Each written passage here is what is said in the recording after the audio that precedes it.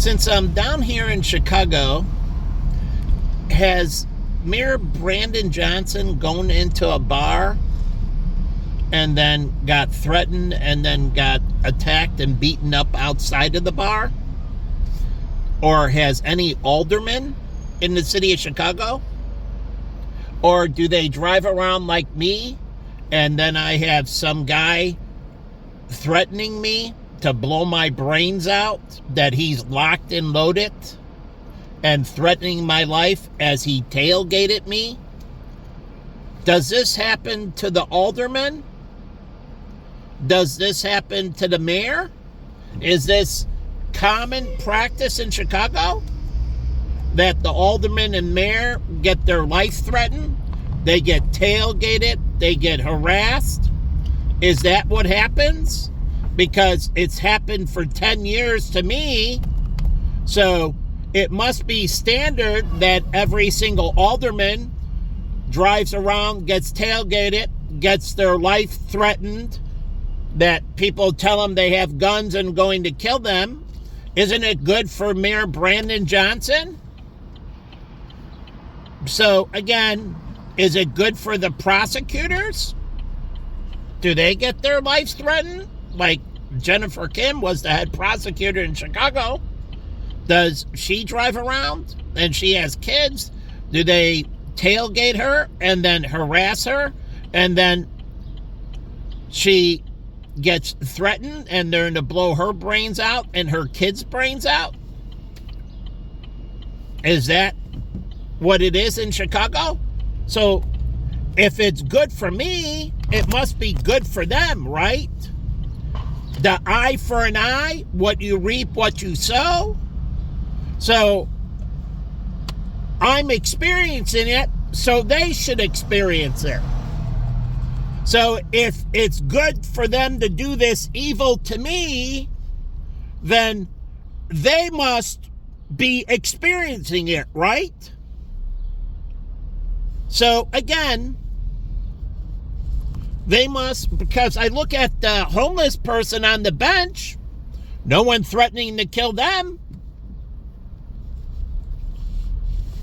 They sleep there. They don't worry about getting rolled in that, because if they were scared, they wouldn't be sleeping on the bench, would they? So make no mistake about it. Homeless people sleep outside because they don't fear. I know, I work with the community. No one was assaulting them. No one was stealing from them. So they live outside because no one messes with them. People stay away from them. It's interesting. But me,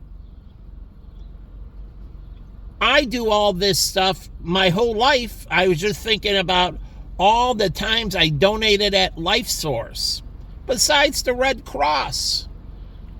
All those decades and decades of giving blood that people needed and helping them out and working for, since kids, working with all these organizations. And yes, as a child, when I was at Patrick Henry, I worked with orphans as well. And I knew they aged out at 18. Which I shared with you before. How did I know this? Because I worked with orphans. I was in foster care. So it's interesting. So they can drive around in peace and tranquility, the aldermen. So people don't tailgate them.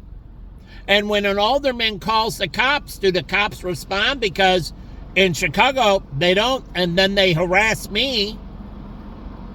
So do the aldermen have the cops not respond when they call them? Does the mayor not have the cops respond? And do people go around threatening to kill them?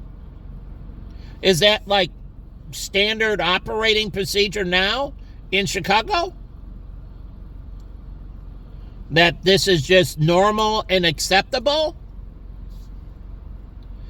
Because make no mistake about it, when those things happened to me, my friends wanted to kill those people. And that's the normal response. They threatened to kill me. My friends wanted to kill them. You can ask Costa or any of the others. They really wanted to kill them. So, natural response called self-defense. So I would assume that if I had any friends left, they'd be tracking them down and giving them a dose of their own fucking medicine, right? It's called self-defense. You don't want that person going around threatening to kill other people, right? That haven't done anything wrong. He wasn't acting out of self-defense. So, again, is it happening to them? I want to know. Because if it isn't, then it shouldn't be fucking happening to me. And if it's unacceptable for it happening to them, then it should be unacceptable for it happening to me, because they're fucking scum, filth in comparison to me. They're fucking deadbeat, low-life fucking scumbags in comparison to me.